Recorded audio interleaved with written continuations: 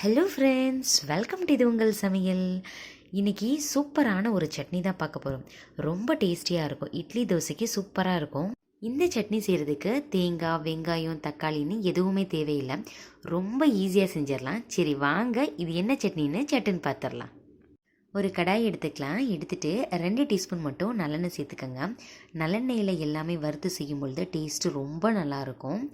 ஒரு table spoon உளுத்தம்பருப்பை மட்டும் எடுத்து லைட்டாக வறுத்துக்கலாம்.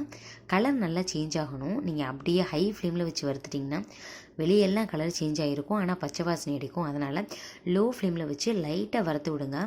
ஒரு 30 செகண்ட் வறுத்ததும் ஒரு 5 பல் பூண்டை நம்ம இதில் சேர்க்க போகிறோம். நல்லா தொலியெல்லாம் உரிச்சிட்டு இதில் சேர்த்துக்கோங்க. வெள்ளைப்பூண்டோட பச்சை வாசனை எல்லாமே போகணுங்க. அது வரைக்கும் நல்லா ஃப்ரை பண்ணணும். இல்லைன்னா சட்னியோட டேஸ்ட்டையே அது டோட்டலாக கெடுத்துரும். அதனால் நல்லா லோ ஃப்ளேம் பண்ணிவிட்டு இதை வறுத்து விட்டுட்டே இருங்க. கலர் மேலே கோல்டன் ப்ரௌன் கலரில் மாறட்டும். அதுக்கப்புறம் நம்ம நெக்ஸ்ட்டு சேர்க்கலாம். இதுக்கு காரத்துக்கு பார்த்திங்கன்னா வரமிளகாய் சேர்க்க போகிறோம். ஒரு 5லேருந்து 7 வரமிளகாய் வரைக்கும் சேர்க்கலாங்க. இப்போ பாருங்களேன், கலர் நல்லா சேஞ்ச் ஆயிடுச்சு. இந்த ஸ்டேஜில் 5 வரமிளகாய் சேர்த்துக்கிறேன். இந்த சட்னிக்கு 5 வரமிளகாய் சேர்த்தாலே காரம் நல்லாயிருக்கும். கூடுதலாக நீங்கள் ரொம்ப காரம் சாப்பிடுவீங்க அப்படின்னா 7 வரமிளகாய் கூட சேர்த்துக்கலாங்க. நல்லா அதை வறுத்தாச்சு. இது கொஞ்சம் ஆறட்டும். இது ஒரு பிளேட்டுக்கு ட்ரான்ஸ்ஃபர் பண்ணிடலாம். அது நல்லா ஆறட்டும். ஆறுனதுக்கப்புறம் நம்ம அரைச்சிக்கலாம். அதுக்கு முன்னாடி தாளிச்சு விட்டுடலாம்.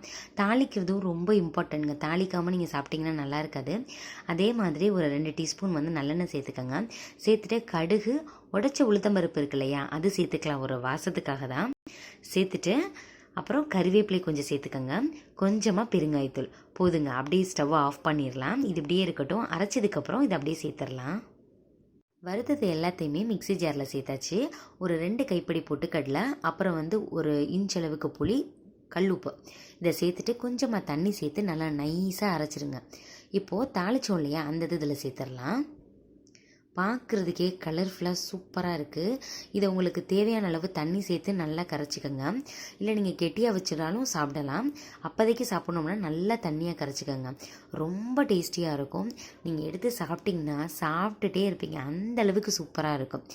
பாருங்களேன், நான் இப்போ எடுத்து இந்த மாதிரி தண்ணியை நீங்கள் வச்சுட்டிங்கன்னா அப்படியே ரோட்டு கடையில் கிடைக்கும் இல்லையா, அந்த மாதிரி சூப்பரான சட்னிங்க. அங்கே தேங்காயெலாம் சேர்க்க மாட்டாங்க, பொட்டுக்கடலை சட்னி தான் செய்வாங்க.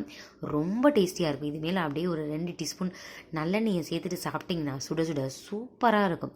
நீங்களும் இந்த சட்னியை ட்ரை பண்ணி பார்த்துட்டு எப்படி இருந்துச்சுன்னு கமெண்ட் பண்ணுங்கள். இதே மாதிரி நிறைய சட்னி வெரைட்டிஸ் நம்ம சேனலில் போட்டாச்சு.